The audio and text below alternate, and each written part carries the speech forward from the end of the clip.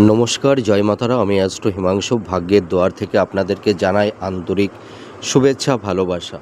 আজ আমি যে প্রেডিকশানটি করতে চলেছি, জাতকেরা হলে ডান হাতটিকে দেখুন এবং জাতিকারা হলে বাম হাতটিকে দেখুন।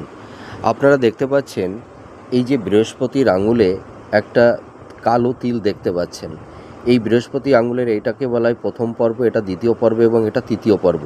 তা যেসব জাতক জাতিকাদের বৃহস্পতির আঙুলের এই প্রথম পর্বে যদি কালো তিল থাকে, তাহলে সেই সব জাতক জাতিকারা ভীষণ আত্মহংকারী হয় এবং এদের মধ্যে রাগ, জেদ, ইগো একটু বেশি বৃদ্ধি পাবে এবং এরা অনেক সময় একাকিত্ব হয়ে যায়।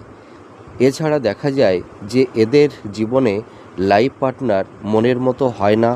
এদের অনেক সময় দেখা যাচ্ছে মেধা প্রতিভা থাকা সত্ত্বেও এরা জীবনের নাম যশ খ্যাতিতে এদের সর্বত বাধার সম্মুখীন এদের হতে হয়। এরা জীবনে সেইভাবে প্রতিষ্ঠিত লাভ করতে পারে না এবং এদের দাম্পত্য জীবনও খুব একটা ভালো হয় না। আপনারা মিলিয়ে দেখুন এই প্রেডিকশানটি কতটা ম্যাচ করছে। নমস্কার, জয় মাতারা।